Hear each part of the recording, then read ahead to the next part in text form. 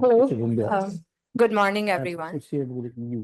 My name is Anandita Singh, and I'm a research analyst with the Foreign Policy team at CSEP, and it is my pleasure to welcome you all to today's seminar, Addressing the EU's Policy Challenges, a summary of the debate.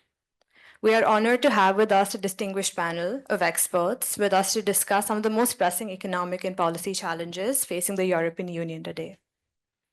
The EU stands at a critical juncture, navigating a complex and rapidly evolving global landscape. The region is contending with slow economic growth, the fiscal and economic costs of decarbonization, and tightening fiscal space, all while addressing the significant geopolitical uncertainties stemming from the war in Ukraine, rising economic nationalism, and supply chain reconfigurations, driven by shifts in global trade and technology policies. The increasing competition between major global economies, particularly the US and China, is reshaping Europe's strategic position, impacting its economic policies and external partnerships. As these developments unfold, understanding the trade-offs and crafting effective policy responses will be crucial for Europe's future and its role in the international order. Why is it important for us sitting here in New Delhi to understand the policy behemoth that is the EU? For one, it is one of India's largest trading partners. It is also a key investor and an important collaborator in areas like digital governance, climate action, and supply chain resilience. Moreover, with increasing global polarization, India and EU share an interest in strengthening multilateralism, economic security, and strategic autonomy.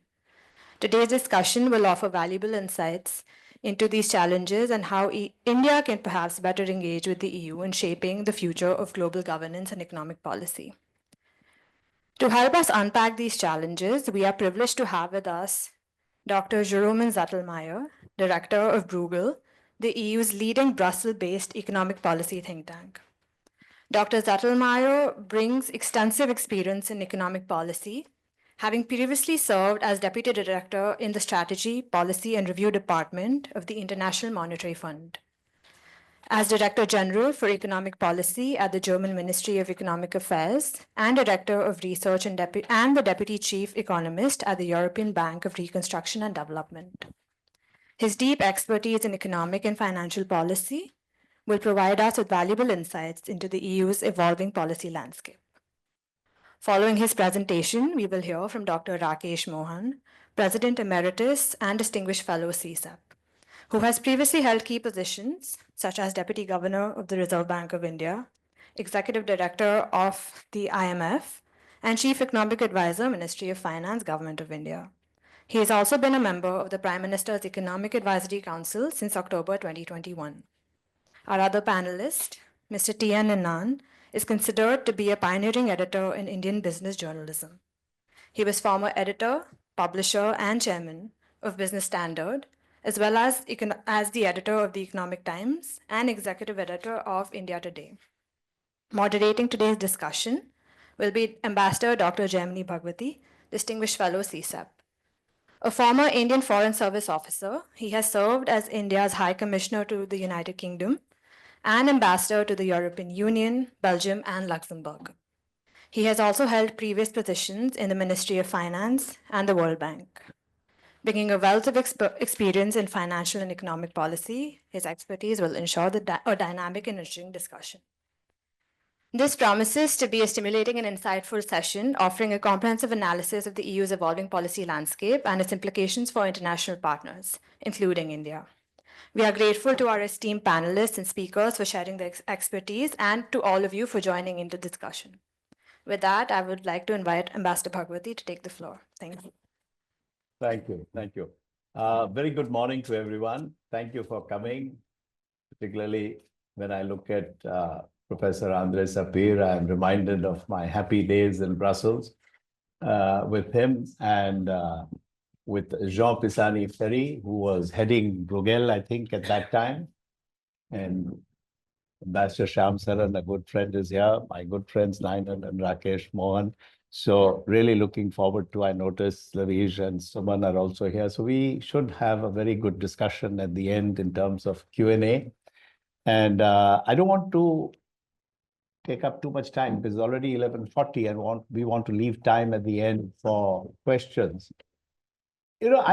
I've always been puzzled. I was puzzled when I was there because Greece was going through all kinds of trouble, and Angela Merkel was the steward for the EU, and we all remember her with great respect in terms of the kind of leadership she provided. I would not say that France was very much behind, but I was always puzzled by the fact that the EU, with what, about 450 million people, larger population than the United States in history, but for the two world wars, where it did some kind of collective harakiri in the way it wounded its own economies all over Europe. Why is it in this kind of a situation where I'm calling EU she, is in the kind of economic difficulties it is in? To some extent, perhaps it's the age profile. We have left one piece of paper on everybody's chair. If you look at the age profile, you will see where on average EU is. And is it productivity? What is, I mean, when you think back in time in terms of science and technology, EU was right up there. And even now, in terms of Nobel Prizes in chemistry and physics, it's not as if EU is a laggard. So I would request everybody, while you're listening to the speakers, just have a look, run down the numbers on this, and you look at the trade numbers, and you look at the populations. And for some reason, India and China are countries which are not often referred to within the EU in the broad average sense. I'm not talking about think tanks like Bruegel. They are more than fully aware of the economies of the people and the histories of India and China.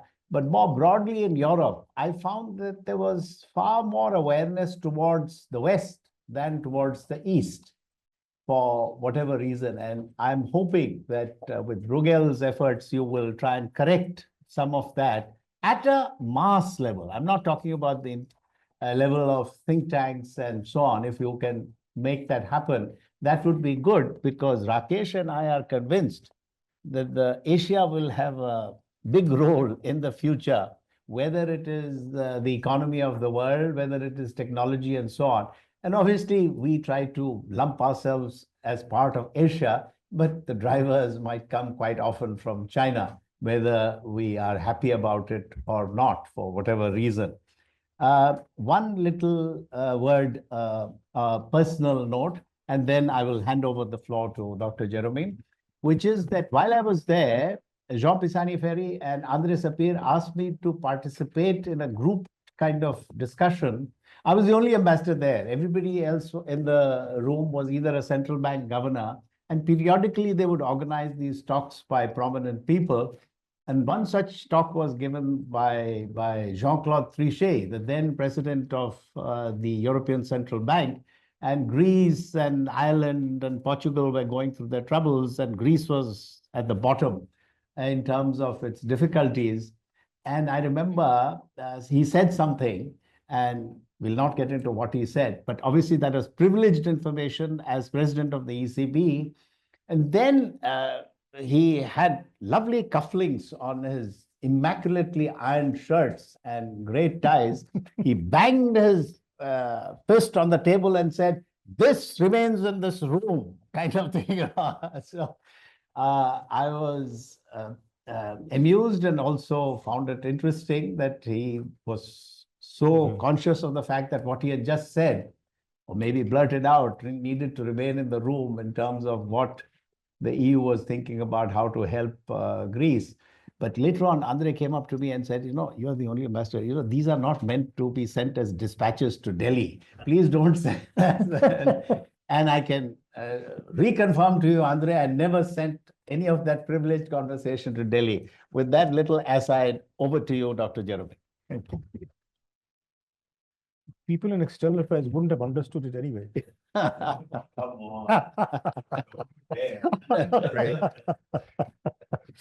So thank you so much, Ambassador Bhagwati and distinguished panelists, friends. So it's a huge privilege for us to be here, and indeed we're very keenly aware that we have to look further east, but not just further east generically, but specifically to India, and that's why we are here. We have come in full force with 6 people, and we'll spend about 4 days here in Delhi, and so Andre and I will be going on to Mumbai. And I think this is not atypical. So I believe, if I'm correctly informed, that the new and old president of the European Commission is bringing her entire college of commissioners here later in February. So the sense that, you know, those of us who are, in a sense, middle of the road, who are democratic, who are multilateralists, have to collaborate more, is a very widely held sense in Europe. So let me talk to you a little bit about Europe's problems, just like Ambassador Bhagwati was introducing.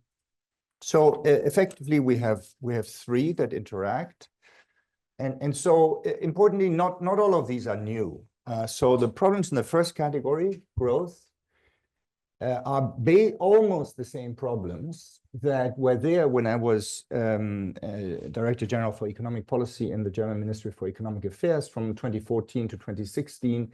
It was already about these issues. So a sense that Europe was falling technologically behind, that we were growing too slowly, that we were too sluggish. The competitiveness challenge by China was already emerging there, and more broadly by other emerging markets. Of course, we knew about the demographics problems. What is relatively new is the energy price shock that has a persistence component. So this was triggered by the realignment of our energy import structure as a result of the Russian invasion of Ukraine. And it will probably unwind, but it will never unwind completely. And this has deteriorated an already existing disadvantage in terms of energy prices. The other thing that has changed, of course, is the fact that in some sense, China has become the new Germany for the world economy. So the export powerhouse in manufacturing with large external trade surpluses, and probably in a way that was not true for Germany, exacerbated by internal imbalances, you know, distortions that have to do with excessive savings and investment in China, and to some degree also with government subsidies that are producing this problem that is generally referred to as overcapacity, and that is basically crowding out European and German exports, particularly in China, of course, where exports have declined significantly to China, but also in third markets. So I think these 2 things, you know, the China challenge on manufacturing and the energy price challenge are the new components that exacerbate the old problem. So the additional extra problem on top is number 2, decarbonization. So as you know, we are taking decarbonization of the EU relatively seriously. It became sort of the signature policy of Ursula von der Leyen, the current EU Commission President, who is now at the beginning of her 2nd term, when she entered her 1st term in 2019. And at that time, it was approached with a lot of optimism. And there was a very strong belief on her side, supported by many economists, that this was also a good growth strategy for the future. And roughly the argument was that decarbonization would force a change in global industrial structure. And so if we could get ahead of the game in Europe, we would be better off. Furthermore, decarbonization would go along with a general increase in energy efficiency technology, which would be good for Europe because we are a relatively expensive continent. And, you know, to some extent, these arguments are still true, but they're probably true for the longer run. In the shorter run, there's clearly a trade-off between competitiveness and decarbonization, at least the way we do it, because we're doing it mostly price-based, right? So it's an additional cost for businesses in Europe. And of course, it's also a big effort for society as a whole if you have to effectively replace your capital stock to go from a sort of brown capital stock to a green one. And that, of course, is a big challenge universally, not just in Europe, but also and particularly in the emerging market world. Now, the additional complications of the last few years is there has been a political backlash against aggressive decarbonization, partly because the consequences for businesses and consumers have become more apparent, so the cost is being more generally felt. But we also have much reduced fiscal space in Europe, the consequences of large rises in debt and deficit levels, partly because of COVID, and then because of the need to offset the energy price shock. And of course, the most recent development that makes decarbonization more difficult is, internationally at least, is the Trump's election as the new president of the United States, his withdrawal from the Paris Climate Accords again. And so we are sort of, we have lost that support on the international front. And then the third issue, and that is the one that really wasn't there when I was working for the German government, is security. There has been a baseline problem for a long time, namely security dependence on the US with Russia next door. We have lived with this since the beginning of the Cold War, but we have had a modus operandi where most costs were borne by the US. Europe did some degree of free riding, which was not liked by our US partners, and particularly when I was there, President Obama was already insisting that we do more for our own defense. But this has become now much more acute with the Russian threat, with the invasion of Ukraine, and of course a weakening US commitment, and which has now erupted again in the election of Trump, and uncertainty about whether the US will actually make good on its security guarantees within NATO. So these are sort of three complicated problems on their own, but the meta challenge, if you like, is that they also interact. So it is difficult to generate a compromise between all these three things. At least in the medium term, there are trade-offs between growth, decarbonization, and enhancing security. And the trade-offs are essentially through two channels. One is, of course, fiscal, costs money. All three cost money to some extent. And the other one, the more insidious trade-off, has to do with openness to trade. One reaction to the economic side of the security challenge, which has been brought to the fore again through Chinese coercion of countries that made unwise political statements, and China's view has been the sense of import dependency in particular, but also export dependency. If you want to reduce that to increase your security economically, you should maybe become more autarkic. You want to become more autarkic, that's probably bad for growth, right? At least I, as an economist, think that's bad for growth. It's not a universally held view. So we have these very difficult trade-offs to manage. Okay, let me just give you sort of two charts on the productivity growth challenge. This is going to be very quick. So what you see here on this chart is simply indices of national real GDP data. So there's no attempt to aggregate this to the EU level yet. And so this is, we are now comparing ourselves only to the United States. Obviously, if we compared ourselves to India, it would look much worse because, India is catching up. It's a fast growing emerging market, but the US is roughly in the same income league as the advanced European countries that I have here. So I've also ignored emerging Europe, which is also growing significantly faster than the US. So this is just sort of a comparison of advanced countries. You can see the thick red line. The US is sort of flatter than the European countries until roughly the mid-90s. So we have catch-up from Europe until the mid-90s, and then from the mid-90s onwards, this reverses, right? The US pulls ahead, and most of Europe flattens, with a very large variation across European countries. So the country that flattens the most is this greenish line at the bottom, which is essentially completely flat since roughly 98 or so. That's Italy. So this is productivity. This is an index of real GDP per hour worked. And then you have one country that actually pulls along with the US, that's Sweden. That's sort of the highest productivity growth country in Europe. And then everyone else is in between, but the big ones, Germany and France, they're right in the middle. So according to this measure, we have a productivity growth problem. Now, the question then is, how do we aggregate this to all of Europe? And what is the levels difference in productivity, right? These are indices. These are just rates of growth. But in terms of productivity levels, how far are we from the US at this point? So one thing that has been done that you can do is you can take a specific point in time, like 2010, you take purchasing power parity exchange rates to weight all this, and then you have a comparison. And then you basically apply this technique to say how it evolves over time. And this is what the Draghi report did.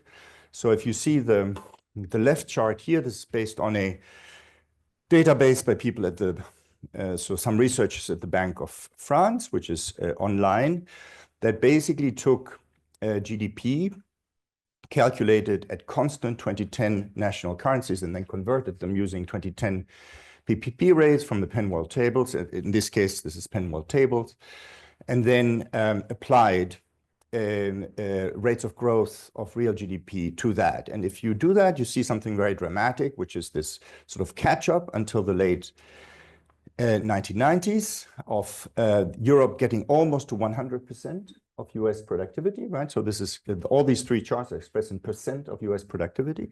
And then it sort of really plunges to about 80. This is the chart that is being popularized both by the ECB and by the Draghi report. Now, it's kind of wrong because, of course, the productivity weights, the purchasing power weights that are used here in the 6 points in time, they also evolve.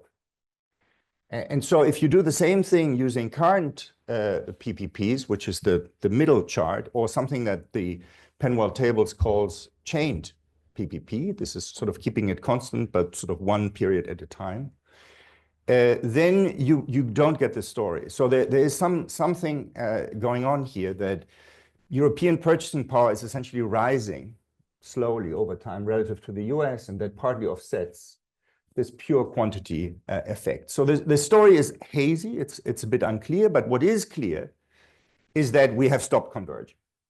Whether we have fallen back or not is less clear. And we are doing some work right now to figure out why these charts are so different. So it is a complex story, but I don't think it's a story of sort of secular decline. It's a bit like world trade, you know. We are sort of Europe is stagnating at a high level, I would say. Okay, so now how do we fix these things? And so in the rest of the presentation, I'm just going to focus on productivity growth, the first of the three big challenges, if you wish, and I'm going to tell you a little bit. So where this whole thing is leading to is the policy platform of the current European Commission. So I'm going to end up with something that's really fresh, namely a document that was published last Thursday, which really sort of summarizes their strategy. But I'm going to take you there on a little bit of a sort of scenic tour by telling you the intellectual foundations of that document. And so the intellectual foundation is a debate that was held last year in Europe, which was also an election year. So there were European elections. There were also elections in France, of course, and in the UK and in the US, very obviously in many other countries. And so that led to a sort of a general thought process of what should we be doing in a more medium-term sense, right?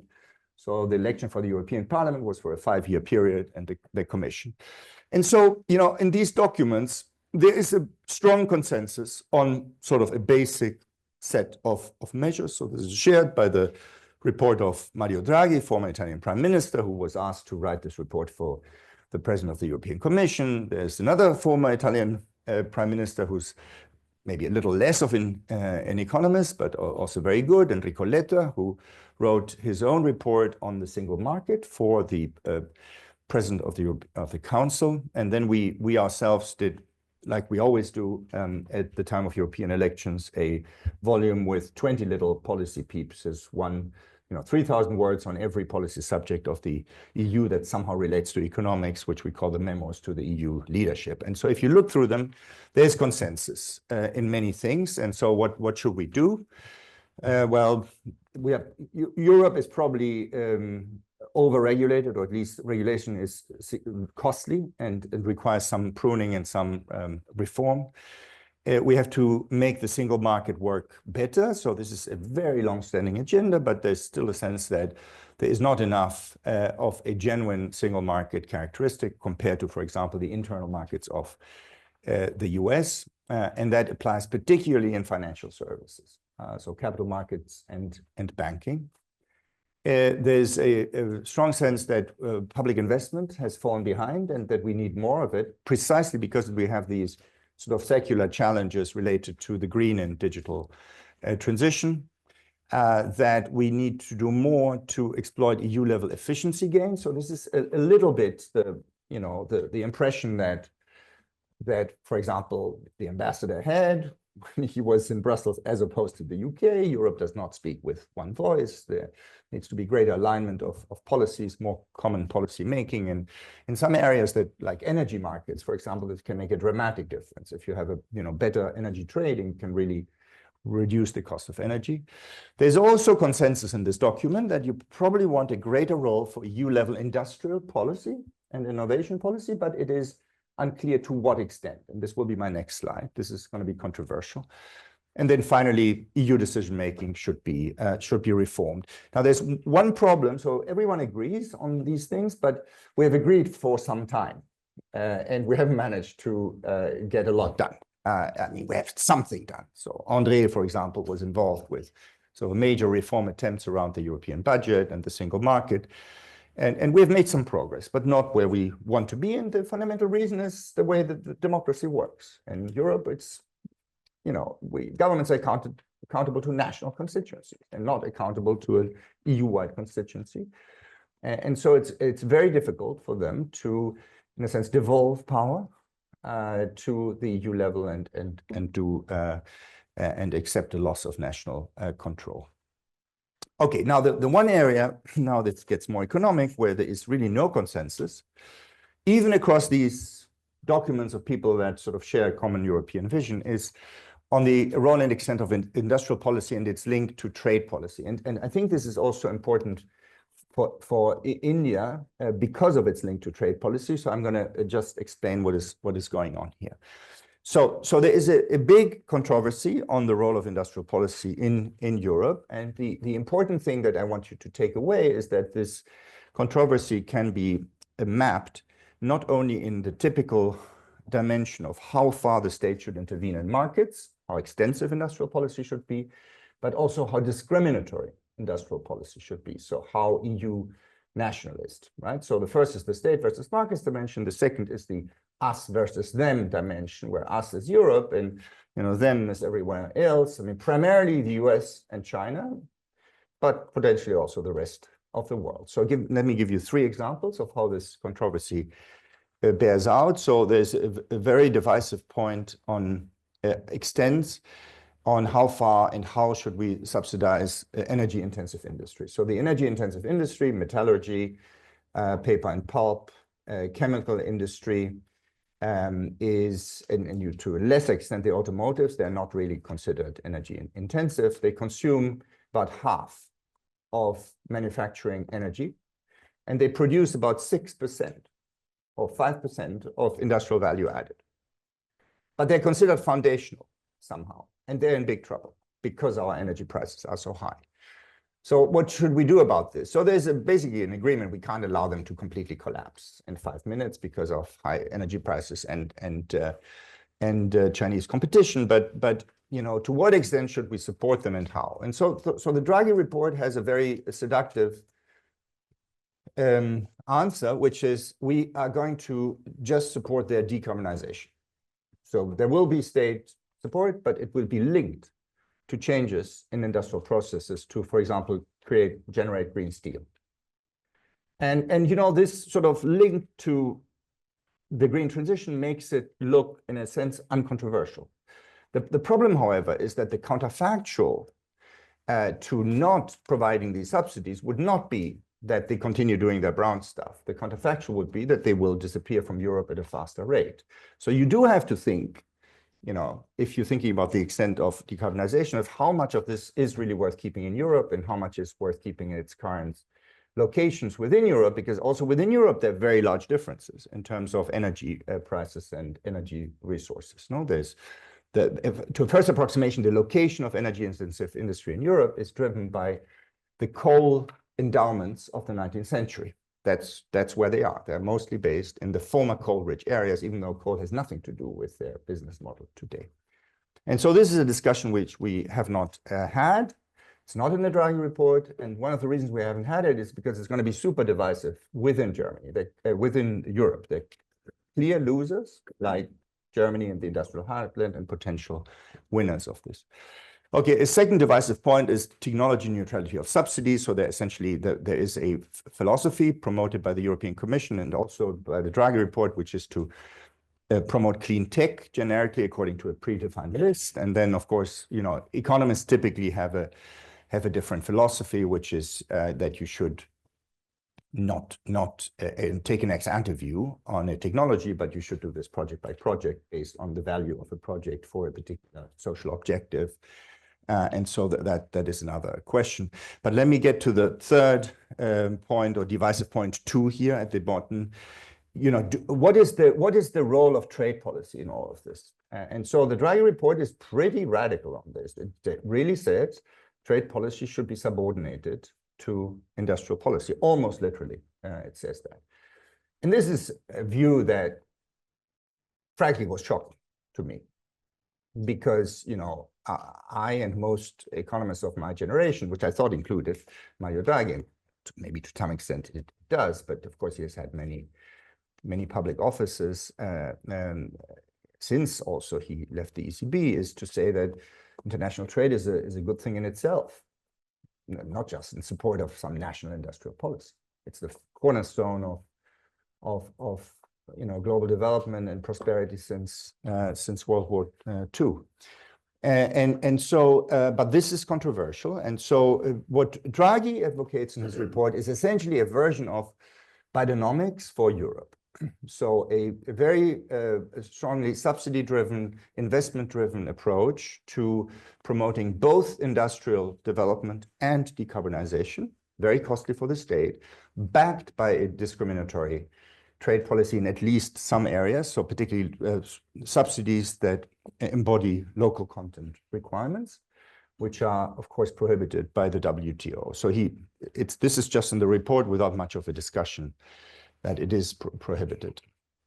Whereas we have, and to some extent the Commission have so far held the line that we should, you know, it's fine for trade policy to be supportive of industrial policy, including, for example, by negotiating new free trade agreements, you know, by worrying perhaps more actively about creating through new supply chains, through projects and so forth, but we should remain within WTO rules, because at this point we are the only advanced large bloc that tries to still play by those rules, and we sort of think that it may matter. So if we join the bandwagon, maybe the system will collapse, and that would not be good for Europe because we are so trade dependent.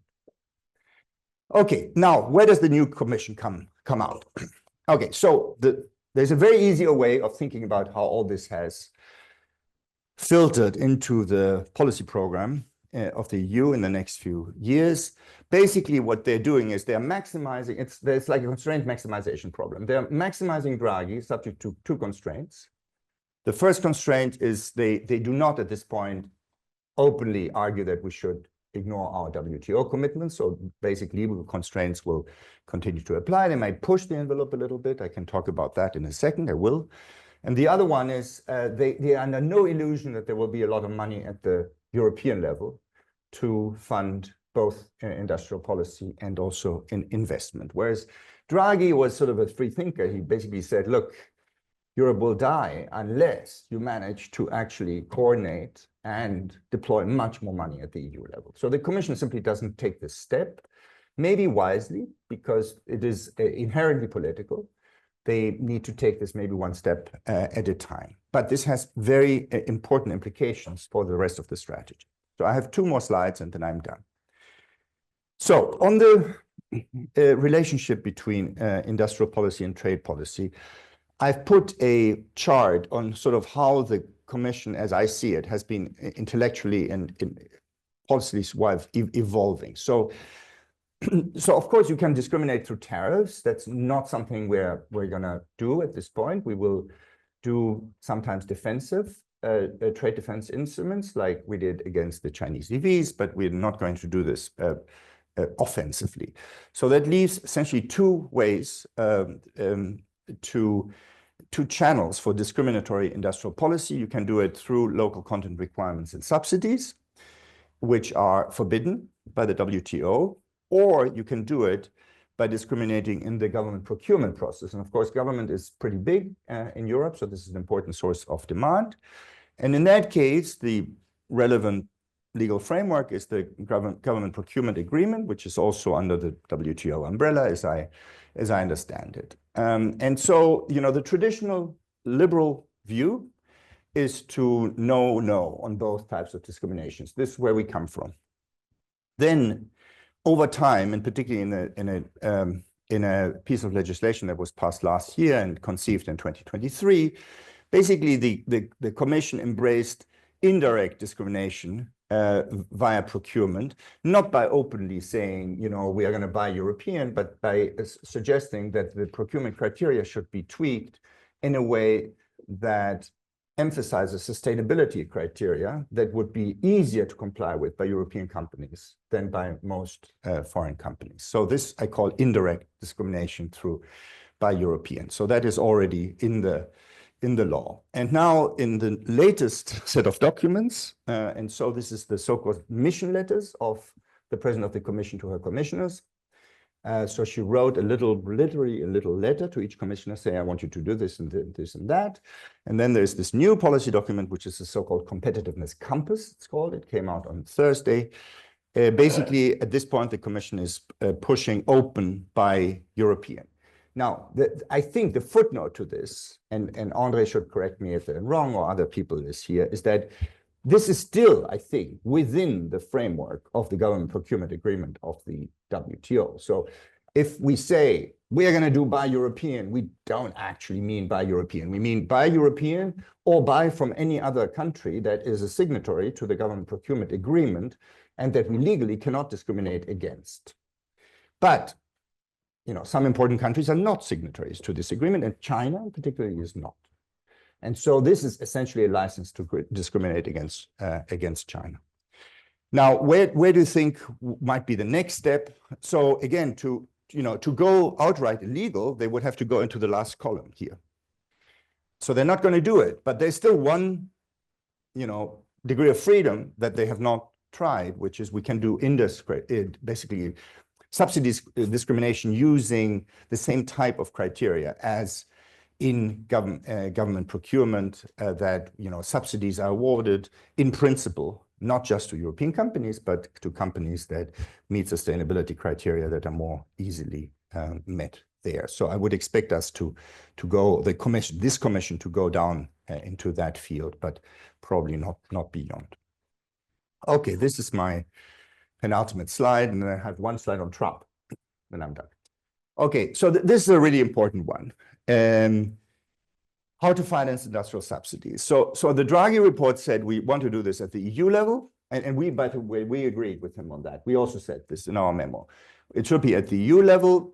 There should be no softening up of the state aid framework, right? So the state aid, which means government subsidies to its own firms, are in principle prohibited by the European treaties because it would tilt the playing field, right? It would mean that companies that have a more fiscally powerful or a more determined government that gives it money would have a competitive advantage relative to other European companies. So in principle, this is a no-no, but there are sort of some guidelines of how to handle this. And in particular, there was a so-called temporary crisis and transition framework for state aid that was put in to accommodate COVID-related subsidies. It was later extended to deal with the energy price shock and then a little bit extended to deal with the Industrial Inflation Reduction Act in the US, that it was basically friendlier to these subsidies.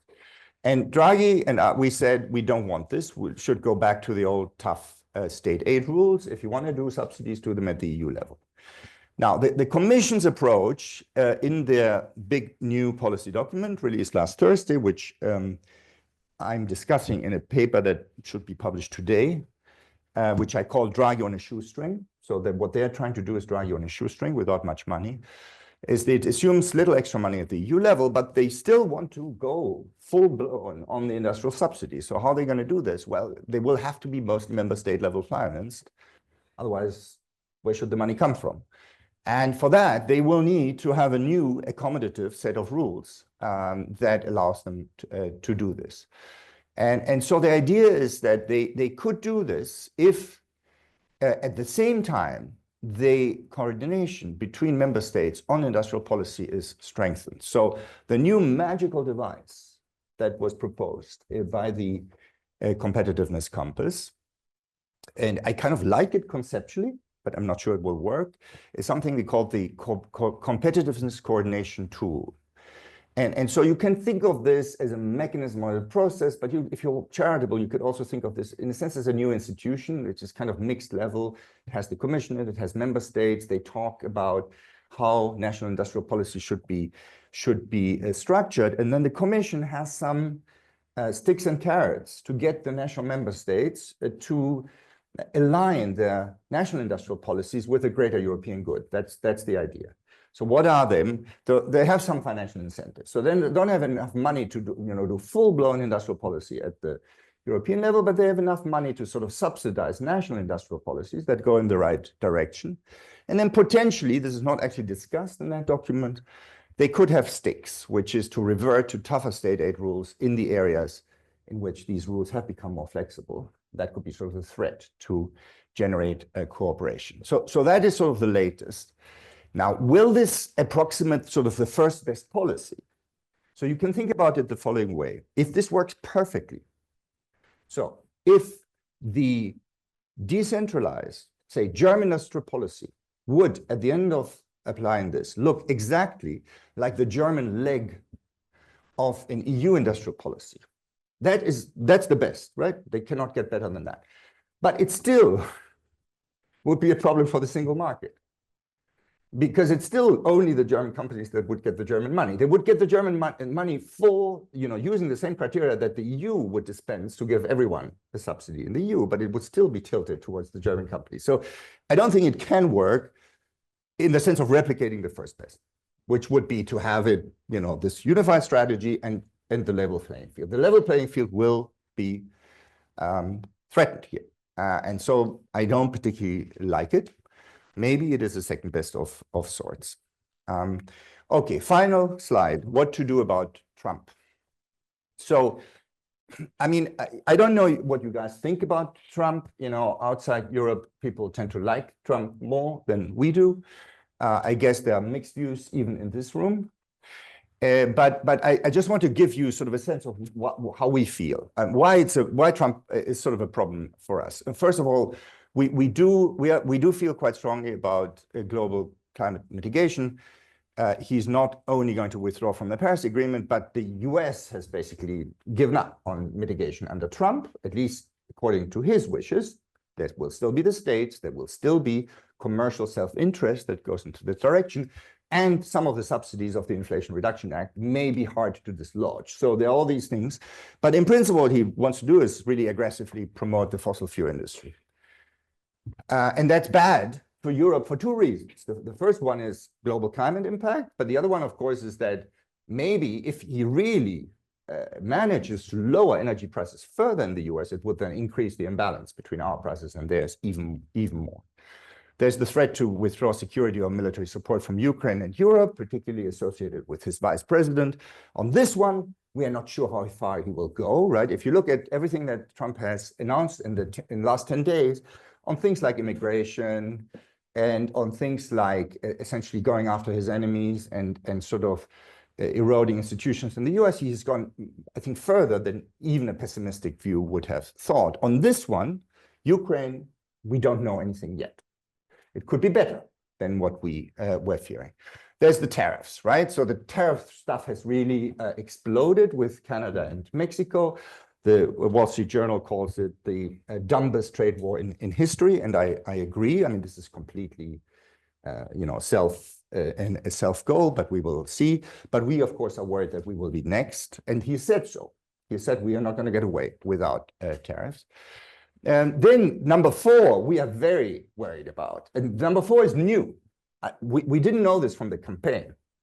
This is around late December this came out first. This idea that the US is going back to some sort of 19th century imperialism where make America great again. We used to think of this as let's focus on America's interests at home. We didn't think of make it great again as having an expansionary America that invades other countries or aggressively increases its territory. So that's part of the new strategy now. And of course, he has not ruled out use of force except against Canada. I believe he has ruled it out, but not against Panama, not on Greenland. We are concerned about political contagion, the strengthening of far-right anti-EU forces in Europe. This has been pretty massively felt in the last few weeks, partly through Elon Musk rather than Trump himself. But if the German chancellor's candidate, for example, Friedrich Merz, who until very recently, I believe, would be the next chancellor with probability 1. If he goes out on the 23rd of January in a press conference after a horrendous attack, knife attack, by an Afghan immigrant in a mid-sized German town and says, okay, the consequences of this is that on day 1 of my chancellorship, I will instruct my interior minister to seal German borders against migrants. For me, this is political contagion from Trump because he has observed, the flurry of executive orders on the 20th of January of this style. Now, in Germany, we don't have executive orders, but there are other ways in which the chancellor can put pressure on the other members of the cabinet to do this. So I think we are already observing this. And then finally, there's a silver lining. The silver lining is that Trump wants to switch from a subsidy-based approach to stimulating growth to a deregulation-based strategy. And so I kind of like that at some level because it means that we are getting out of this stupid global subsidies race. To some, maybe, at least it's not being pushed as much. I prefer, I tend to be, left of center. So I beg forgiveness from my political allies, but I do prefer an aggressively deregulating US to an aggressively subsidizing US because it will put us under pressure to improve the business environment.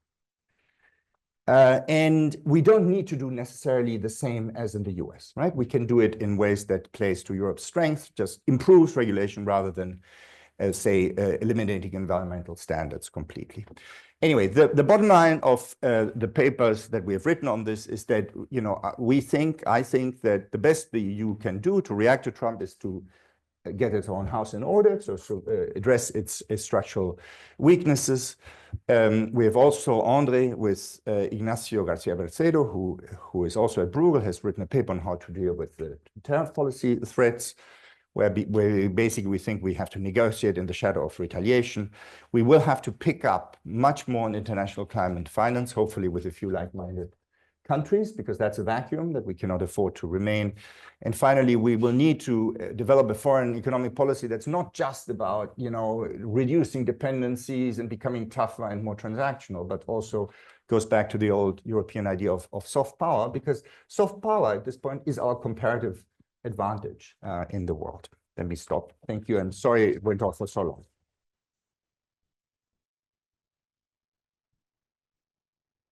Thank you, Dr. Zettelmeyer. I hope I pronounced it right. Before I turn over the floor to the two discussants, and I'll let them decide who will go first.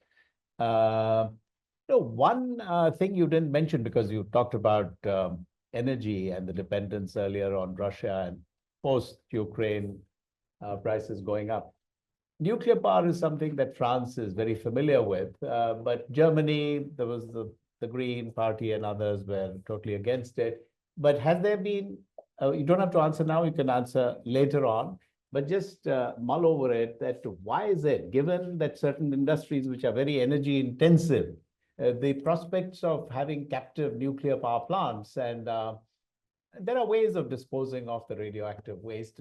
Many countries have done it all around the world. France has done it for a very long time. So why has this aspect, particularly given the uncertainties in the future about fossil fuel supplies and so on, and to what extent can you use solar energy, etc., nuclear power has been not thought about. I want to leave that thought with you. And now I turn the floor over to Mr. Ninan is pointing to Dr. Rakesh Mohan. He's pointing to Ninan. So No. I really agree with Rakesh. okay, I'm the chair. So it is Dr. Rakesh Mohan first. Journalists are used to telling people what to do. Thank you very much, Dr. Zettelmeyer, for this really tour de force of what's happening in the EU, and in many ways disturbing, along with everything else happening in the world. Let me first just say that my main connection with the EU is when I went and spent a year in Maastricht in 1994, just after the Maastricht Treaty. And that was because we had done major industrial policy reform in 1991. I was done in the Ministry of Industry. I thought, now that since the Indian industrial policy went essentially controlling things, then what will the industry ministry do now after having decontrolled? So I said, let me go to Europe and spend a year studying European industrial policy. So that's the first thing you were wrong in saying, that this is something new. You said this is one thing that is new is European industry innovation policy. That's as old as the EU and the EC. But of course, it has gone through ups and downs. Right. So I went there to study European industrial innovation policy. And I was supposed to write a book, which never was one task I never finished. I still have my notes, but now they're too old. Maybe they'll be about the same now. But therefore, I'll first just, Jaimini, just stop me whenever you want to, because I have enough to say, and I'll just stop whenever you. Okay? Sure. So first, let me just stop with your industrial trade policy. What I'm sort of surprised about, what you said, is that in this whole European industrial and innovation policy, there was very little mention in what you said, was maybe there in the target report, etc., on support of technology development in all its forms. R&D, support. You didn't mention the word university at all. You didn't mention research institutions, I mean technical, not our kind of research institutions. Because one of the things that I discovered 30 years ago was that Europe was replete with a whole system of researchers, scientific and technical research institutions, and particularly Germany and France to some extent, and Netherlands also. I don't know about much of the other countries. And one of the things I noticed at that time was that the European Commission in particular was totally focused, because it was still new after the Maastricht Treaty, on trying to coordinate research programs, technical development, etc., across Europe. So they had policies for giving grants for research conditional on at least 2, if not 3 institutions across countries cooperating. So that's really my point, that so much the industrial policy debate now is to do with subsidies, trade-related policies, with support industries, basically through some kind of protectionism. And somehow, at least in Europe, I know, there's a long discussion. Europe was the leader in so-called national innovation policy and things like that. And a whole bunch of literature, at least from the 1990s, Andre, I've not been following it since then. But so that's my bit, that in terms of looking at productivity, where Europe is falling behind, etc., that I don't see that when you look the whole, what is behind productivity, behind US productivity is R&D. Same thing for China. The one thing that is so distinctive about China and Korea are the R&D expenditures as a proportion of GDP, And looking at the National Innovation Report of the WIPO, right? They list the major innovation centers, etc., clusters, and so on. Europe doesn't figure, China and the US. And so that's my main question on European trade policy and industry policy. On trade policy, from the Indian point of view, I find it very disturbing in the sense that those of us who have worked on liberalizing Indian economic policy, trade policy, etc., now when there are lots of pressures for protection, even though in this budget day before yesterday, there's some movement towards lower tariffs, but now it becomes very difficult for us to argue, actually. I said, look, Europe is doing it, US is doing it, what the hell is wrong with you, guys? Have you not learned? So that's just from the domestic point of view. On European productivity and catch up and so on, the charts that you showed, one, in particular with PPP numbers being different. I would assume that because health and education in particular are essentially free, of course, you pay through taxes in different ways, that PPP, I presume, is different mainly because of that. Because in the US, certainly health costs hell of a lot. Education is a mixed picture because almost all secondary schooling is free, universities are not. And because private universities still is, the proportion of students in private is small. So I'm not sure that on the education side, but I wonder if this is something that you all have looked at as a reason for the PPP numbers being very different in terms of productivity per person. So on the future, you mentioned demography. I presume this is a major for Europe. And presumably it's getting worse because of the backlash against immigration. Because the only way out of the demography issue is immigration. But my question there is, one of the strengths of the US has been open doors to high quality people. Because there's a huge discussion now. I mean, it's also now shifting there to high quality people, too many people coming in, etc., particularly H-1B visas and so on. But so all the sort of debate on immigration, to my understanding in Europe, is to do with the low quality immigration, right?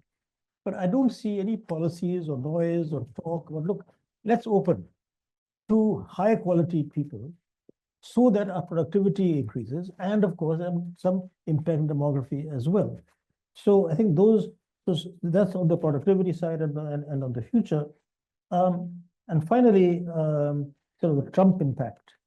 But the question I have is a very broad one, that to the extent that Trump is kind of blowing up the global order, whether it's to do with trade, whether it's to do with politics, whether it's to do with international relations, he's not yet mentioned the United Nations, IMF and World Bank. So one wonders what he's going to do with them.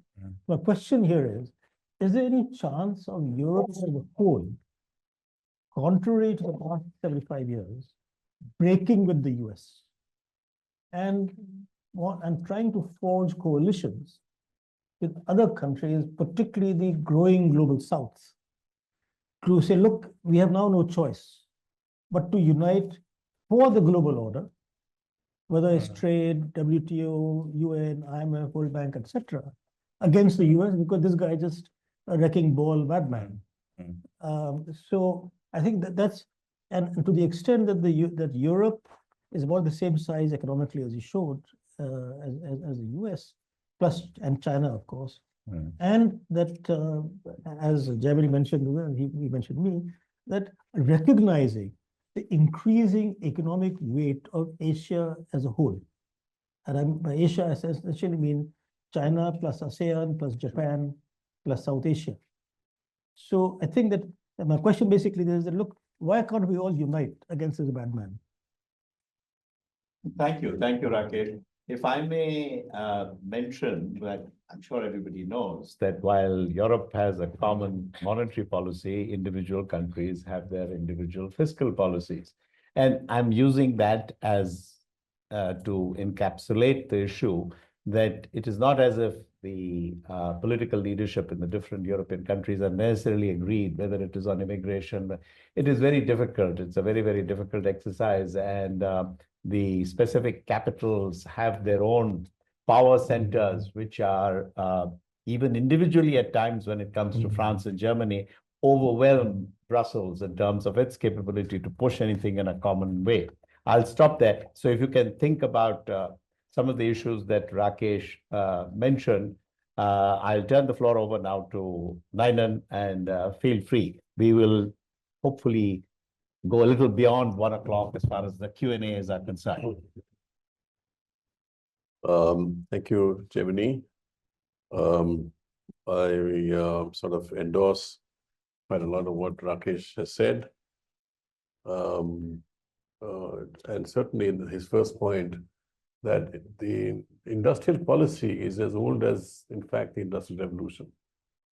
You go back in history and you see that all countries have used this at different points of time. Certainly many European countries, certainly the United States. So this is not something new. And trade policy is a function then of industrial policy. So obviously there'll be repercussions on openness to trade. The critical change that has come about, it seems to me, is that with what has happened in geopolitics, national security is now far more of an issue than achieving efficiency and productivity gain. And this is a fundamental shift. Because now you have to define yourself in terms of national capabilities, not in terms of comparative advantage. Because, you know, you have a certain advantage in your trade relations with China, in that China is more dependent on the European market than Europe is on the Chinese market. So in a sense, that should give you some leverage. But the fact is, but the problem is that you are completely dependent on China for the supplies of so many critical materials and products that you can't use that leverage, because China actually holds a gun to your head if it comes to that kind of action. So to me, not recognizing that the issue now is national security sort of flies in the face of what has changed across the board, and therefore the matrix within which you have to assess any policy issue has to bring this new element into it. I think there's a fundamental shift. When I listen to you from an Indian perspective, this might sound like heresy to a European with the whole European Union experience going back decades. But in our system, the issue constantly being debated is that we've centralized too much. And you need to decentralize and let states have more volition, and in fact have third level of government have far more financial and other powers.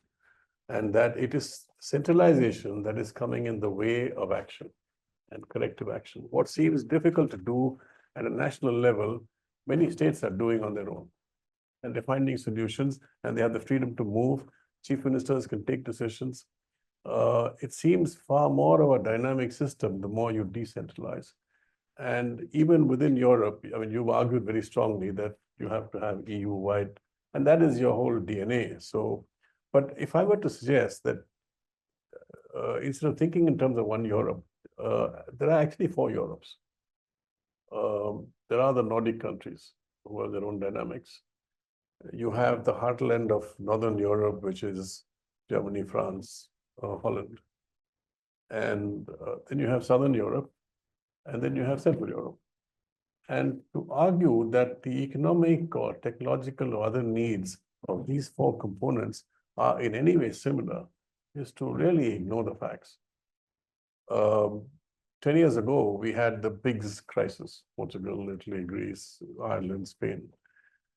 And when you think back over the last decade, when the transformation in the PIGS economy is dramatic, whether it is in the way they've achieved more rapid growth than Northern Europe, Their credit ratings have improved back to investment grade. You know, the whole transformation in these economies. And I don't know how much of that was because of central action or because the states or the countries. I mean, EU is like India, 27, you know, components. That the states had the volition to do what they needed to do. And if you had insisted on centralized solutions, I don't know, would it have worked? So there is a question there about, I think you need to integrate markets.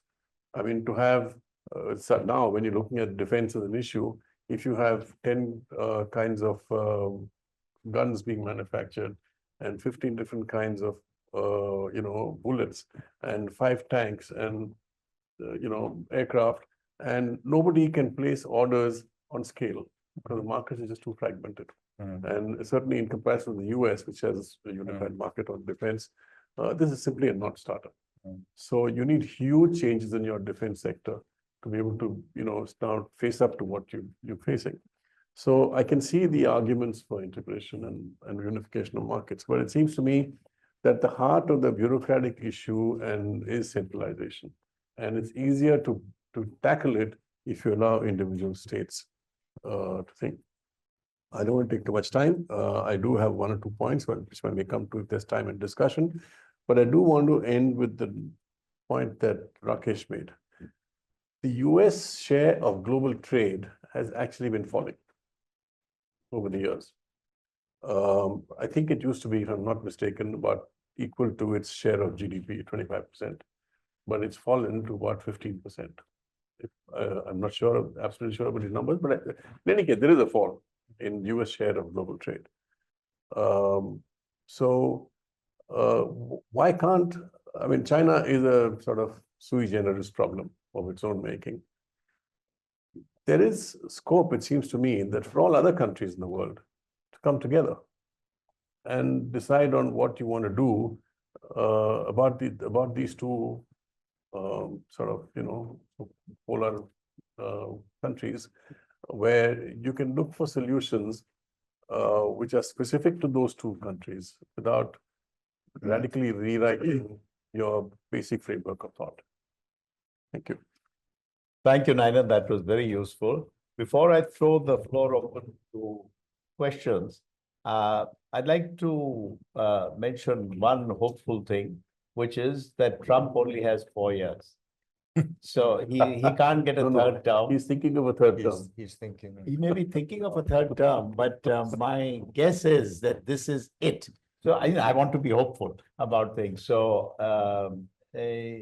whatever policies EU is thinking about, you have to think about a world beyond Trump as well. I mean, you know, you can't assume that this is the world we'll always have to live with in terms of the future. So with that thought, I don't know whether you want to react to what Rakesh and Ninan have said right now, or would you rather lump them? Up to you. Up to you.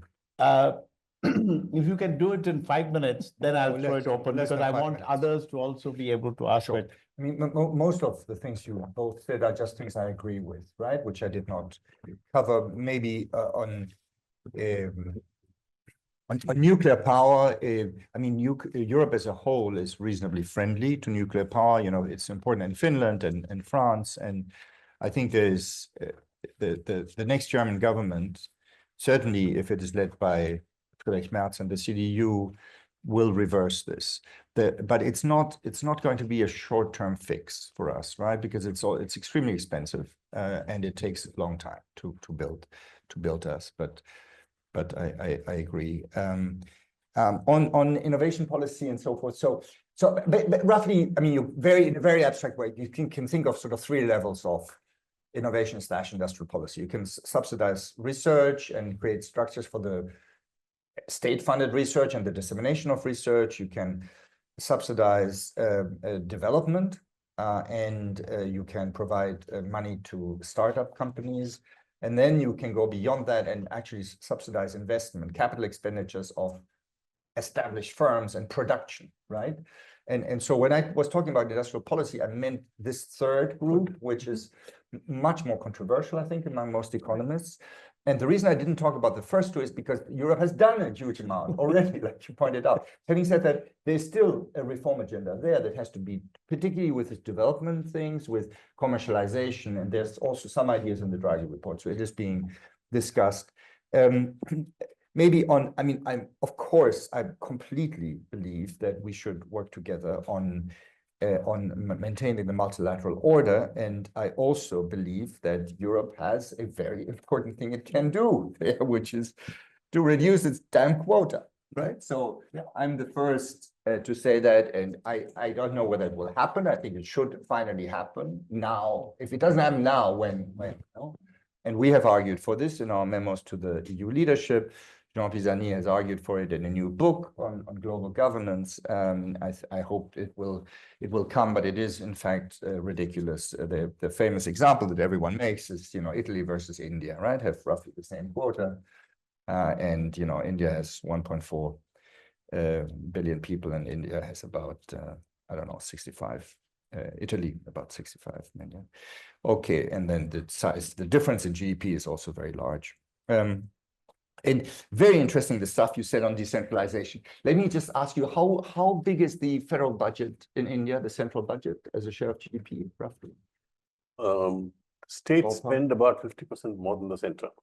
Some of the money comes from the center. But what is the central budget as a share of GDP? 25%. 25% of GDP? 50 like, sorry, 1/6. All governments put together are about 25%.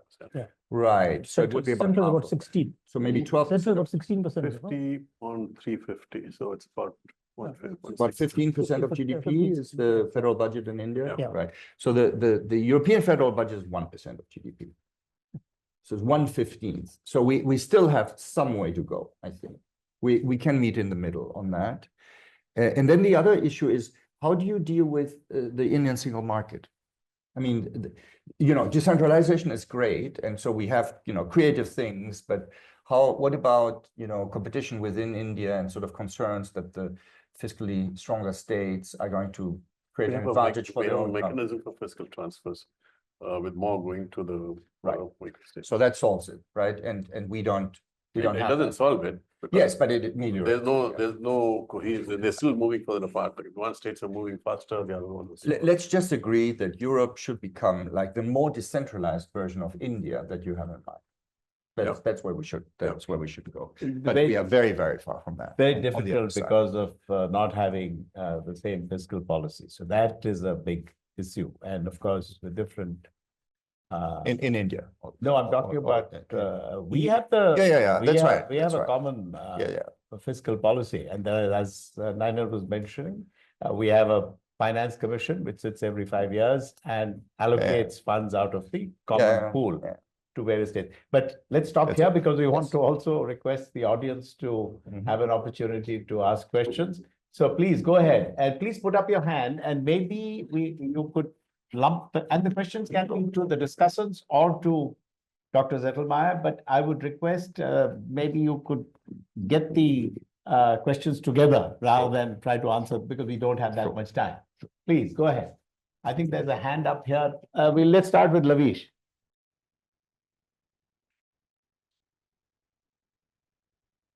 Take from something that's already been mentioned before, that is EU and its relationship with the global south, and more specifically Asia. I might be mistaken, but I don't really see much of an effort coming in from EU on that. I don't know how much I would have expected. So that's the question. I would have thought that it's a no-brainer to do, but I don't see it. Okay. There's one hand up here. Yes, we are seeing that the value addition of some of the Chinese firms is rising, for example, in turbine manufacturing, in air compressor technologies, which were previously dominated by Siemens, Vestas, I mean, GE, etc. So that will lead to, a lot of, fiscal challenge, because they are providing it at a lot of, flexible financing terms, to all these, for their BRI objective. So how will the value addition be, can be created as far as for EU majors? Because previously we thought it was only for car manufacturers, or for that matter, even for these, mobile phone, smartphone manufacturer. But now it is moving towards a much more higher value chain. So how can that be, managed? Got it. The gentleman there at the back. Hi, thank you so much for your presentation. There's a point you had made on domestic procurement and whether it would be violative of the WTO norms. Similar claim had come against the IRA as well at the WTO. The question that I had is it time to view probably domestic content requirement a bit differently when we're looking at decarbonization, given the urgency and the immediacy of the issue? It might be important for countries to start looking at domestic content requirement. Otherwise, they won't be able to solve the climate change problem just by depending on China or imports alone. So is it time to not consider WTO norms and that strictness when it comes to at least looking at climate change as a big concern and domestic content requirement being supportive therefore? Shishir, please go ahead.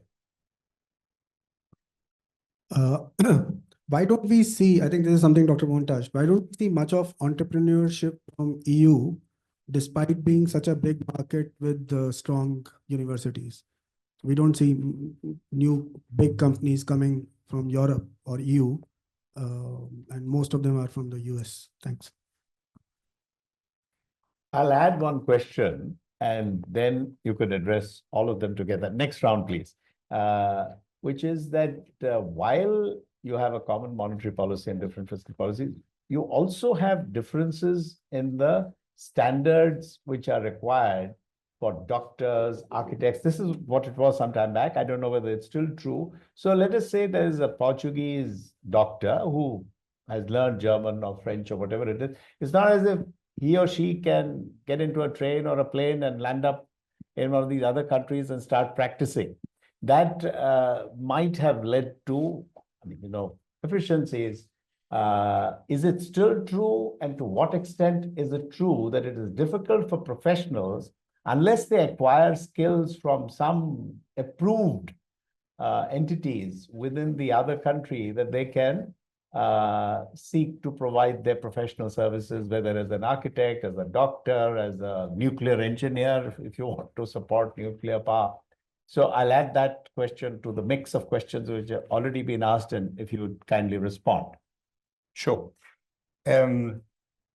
What do you think, what is lacking on the EU engagement with Asia? So engagement on trade, or political trade, but trade is endogenous, right? Trade is driven by market forces. And as far as free trade agreements are concerned, we are going further than anyone else. No, the US stopped in the mid-90s. So, I mean, I think the general sense is indeed that the EU needs to engage more. And then the question is what that means. And, I guess the hot topic is whether the EU should use trade policy as a lever to impose its regulatory standards, right? So this is the one area where perhaps we have gone too far and could do less. But I think generally the sense is that the EU is trying quite hard. It just did the Mercosur agreement, and there's always more than you can do. But then but if there's anything that gets in the way, I think it's the regulatory obsession, right? So and that is being revisited, I think, and it is well possible that we might overshoot in the other direction and get rid of that completely. I mean, your issue, I don't have an answer. It's hard. The strategy is partly about lowering the gap on local content requirements. So I mean, there is, I think, a sort of an active debate on WTO reform and to, in a sense, review particularly the agreement on subsidies and countervailing duties. But I don't think from a decarbonization perspective that local content requirements are a good thing, right? Because they, why would you want to subsidize specifically your own companies if what you're interested in is maximum speed of something that has an impact at the global level, right? So I think there's a trade-off. The more expensive you make decarbonization locally by prohibiting trade, the slower it would be. I think this is more about having essentially a global fight to have a piece of these industries, which is important for other reasons. So it might be legitimate, but I don't think it can be justified by decarbonization. Why hasn't the EU produced more big companies, and what about entrepreneurship? So the standard view is that we actually have a lot of new ventures, small companies, very active, very vibrant, and also plenty of money to support them, but they find it harder to grow, and that may be because of a smaller scale of market scale compared to the US, or it may be because of access to capital. That's the debate. And so the sort of the magic solution that's supposed to fix this now is Capital Markets Union. We shall see. It's probably more complicated than that. But a lot of the single market agenda, I think, is motivated by this observation that the EU has been slow to produce sort of these new big companies, particularly in tech. On professional qualifications, I think this is an area where the EU has tried to liberalize a lot. I think it remains an issue in professions that are regulated, for kind of health and safety reasons at the national level, right? And a lot of this is excuses. But for example, I mean, among doctors, I do think you can practice everywhere in Europe, but the training is still very much nationally controlled, and the degrees are controlled. Psychotherapy is the same issue. So I think it's one of these areas where progress has been made, but not enough. There's still an issue. So I think we're still less of a single market in that respect than India would be, for example. Okay, the next round of questions. I think the lady here had put up her hand before anybody else. Please, microphone. The lady in the front row. Thank you. I wanted to take you up on your point about political contagion. I noticed that you talk about the impact on the far right in Europe, but as you know perfectly well, President Trump is doing very much the same in Latin America. And indeed, we have noted how far-right conferences are taking place, networking all over the world. But democratic parties are not aligning in the same way at all. In fact, they don't seem to be aligning at all. And that, it seems to me, should be a concern for the EU.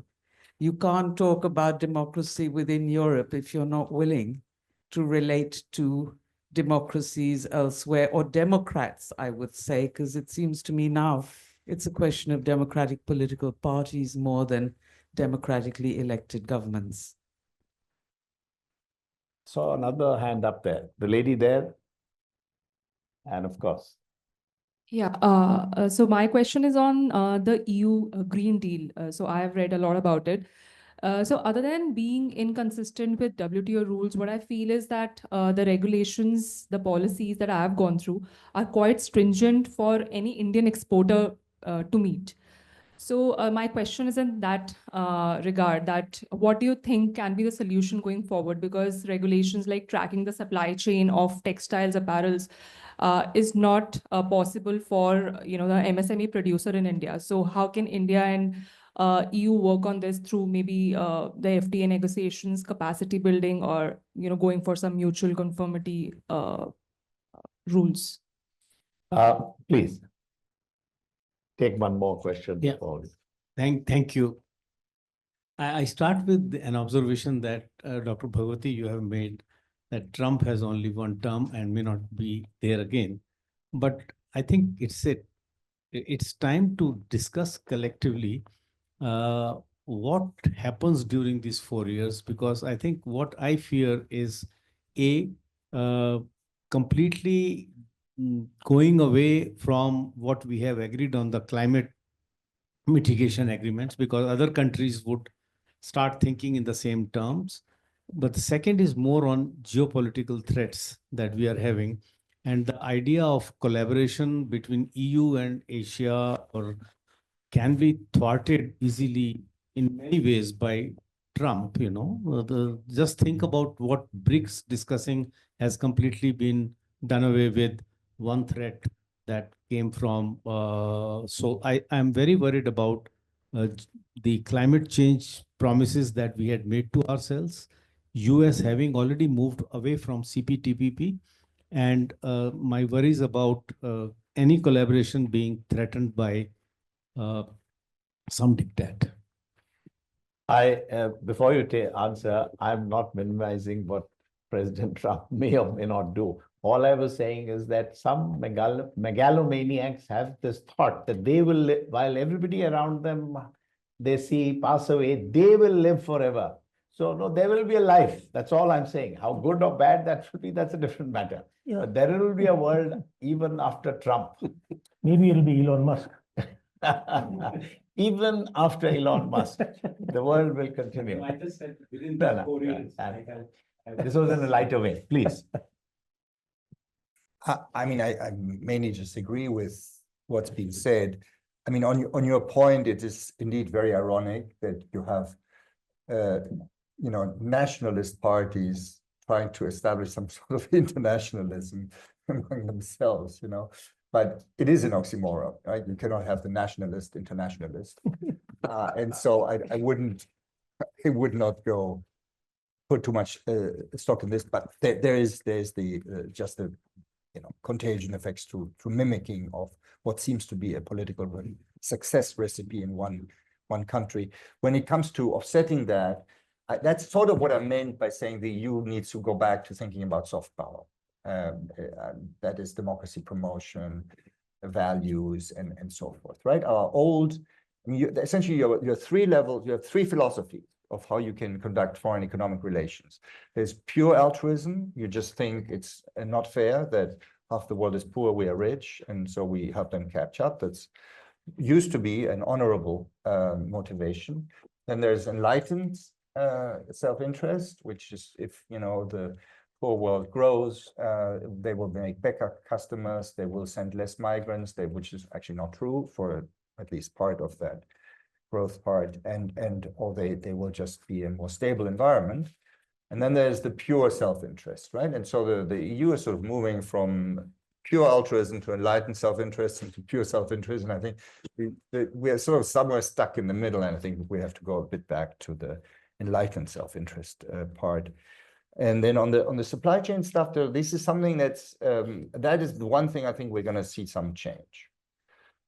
Pretty soon. So there is a thing called the Omnibus Bill, which is a European level legislation that is supposed to review these regulatory and reporting requirements, both within the EU and internationally. And so some relief will be coming there. But on the other hand, of course, we still agree with, I still think the fundamental environmental objectives and social objectives are well taken. So you have to find a smarter way of reconciling this without throwing it completely overboard. Do you feel your question was answered? No, I can't answer it. I mean, but it's I mean, yeah. I mean, how bad is this? I mean, for me, the two things I'm most worried about is that we are actually going to really miss the boat on international climate action because of the next 4 years in an irreversible way. I mean, in a big irreversible way. I mean, to the point of, reversal of the Gulf Stream type of catastrophe. And then the other thing that I'm very worried about is that this we had not seen coming, is that this US government will legitimize violations of international law when it comes to grabbing territory. And that's a huge one. I mean, for us particularly, but for many countries don't like that. Most countries don't like that. Well, my worry is that that might lead to further movement towards nuclear weapons for countries which have the technical capacity but have chosen not to go for nuclear weapons. But let's not go down that dispiriting and depressing scenario. Unless there are further questions, I don't see any more hands, so I will stop here to first thank you, Dr. Zettelmeyer, for having taken the trouble to come to CSEP. We are deeply honored and very grateful that you took the time and came here and presented your thoughts on a number of issues that address EU's policy challenges. And I must thank Mr. Ninan and Dr. Rakesh Mohan for also taking the trouble, and Rakesh particularly because he's had a little bit of an accident. I don't know whether it was an act of God, sort of reminding him about something or the other, but we are deeply grateful to you that you took the trouble to come. Don't go wandering about at night. Very true. With those words, I bring the session to a close and thank the audience, because without you, there is no.